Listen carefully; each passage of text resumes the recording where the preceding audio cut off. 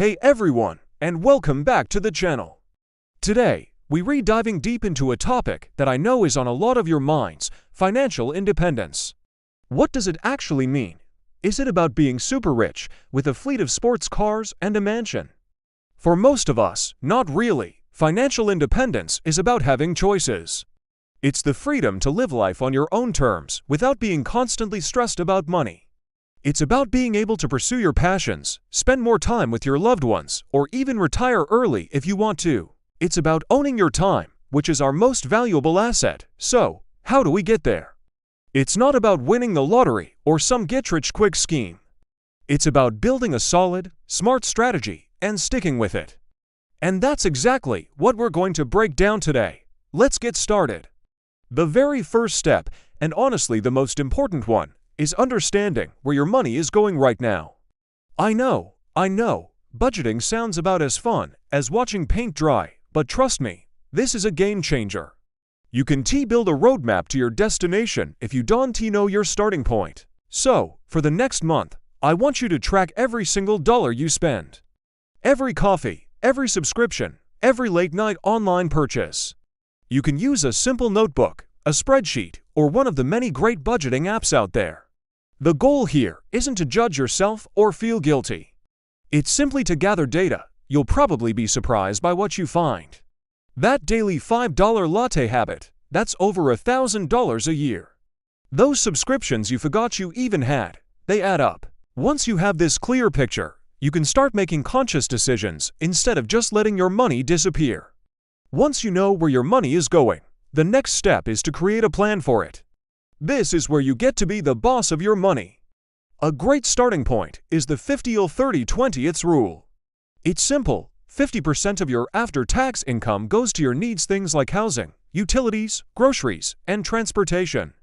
These are the absolute must-haves. 30% goes to your wants. This is the fun stuff, like dining out, hobbies, vacations, and entertainment. And the most crucial part, 20% goes directly to savings and debt repayment. This 20% is your ticket to freedom.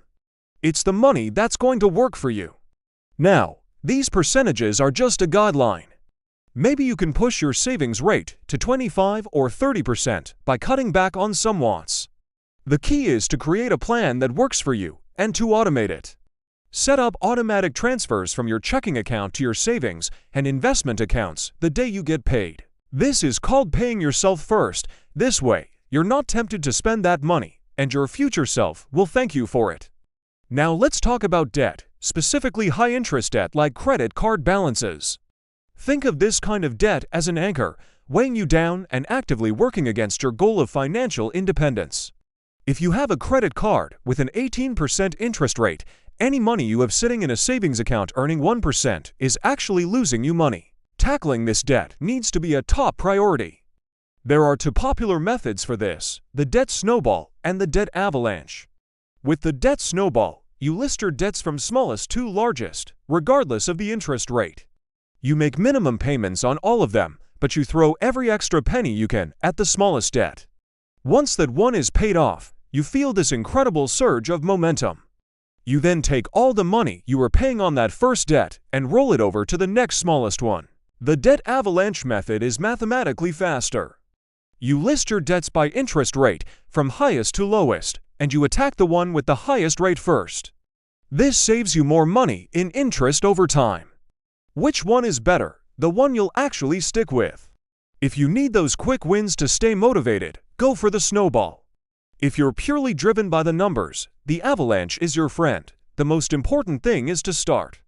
Okay, so you've got a budget, you're paying yourself first, and you're crushing your high-interest debt. Now it's time for the really exciting part, making your money work for you through investing. This is how you truly build wealth. Investing can sound intimidating, but it doesn't have to be. You don't need to be a Wall Street expert to get started. One of the simplest and most effective ways for beginners to invest is through low-cost index funds, or ETFs. These funds basically let you own a tiny piece of the entire stock market. Instead of trying to pick individual winning stocks, which is incredibly difficult, even for professionals, you're betting on the long-term growth of the overall economy. And history has shown that's a pretty good bet. The key concept here is compound interest. Albert Einstein supposedly called it the eighth wonder of the world. It's when your investment earnings start generating their own earnings. It creates a snowball effect that can turn a small, consistent investment into a massive sum over time. The earlier you start, the more powerful compounding becomes. Even a small amount invested in your 20s can grow to be much larger than a bigger amount invested in your 40s. Don't wait for the perfect time to start. The perfect time is now. As you start your financial journey, you'll hear a lot about different financial goals, saving for a down payment on a house, a new car, or that dream vacation. These are all great, but the ultimate long-term goal for financial independence is retirement. And you need to be saving for it intentionally. If your employer offers a retirement plan like a 401k, especially one with a company match, you need to be contributing. That match is literally free money. If you don't take it, you're leaving part of your salary on the table. Contribute at least enough to get the full match. If you don't have an employer plan, or if you want to save more, look into an individual retirement account, or IRA. There are different types, like a traditional IRA or a Roth IRA, each with its own tax advantages. The key is to put money into these tax-advantaged accounts consistently and let them grow over decades. Don't touch this money. Think of it as a gift to your future self, a self who will be able to relax and enjoy life without financial worries. Your future self deserves that. Now, a huge part of achieving financial independence is increasing your earning potential. There's a limit to how much you can cut from your budget, but there's theoretically no limit to how much you can earn. So, how do you do that? Start by investing in yourself. Are there skills you can learn that would make you more valuable at your current job or in your industry? Maybe it's a coding bootcamp, a digital marketing certificate, or improving your public speaking skills. Continuous learning is key in today's fast-changing world. Don't be afraid to negotiate your salary. Do your research, know what your skills are worth on the market, and be prepared to make a case for why you deserve a raise. And finally, consider creating multiple streams of income. This is a core principle for many financially independent people. It doesn't mean you have to work 80 hours a week. It could be starting a small side hustle based on a hobby you love, like selling crafts online, freelance writing, or tutoring. It could be earning passive income from your investments. Having multiple sources of income provides a safety net. If one stream dries up, you have others to rely on, which dramatically reduces financial stress.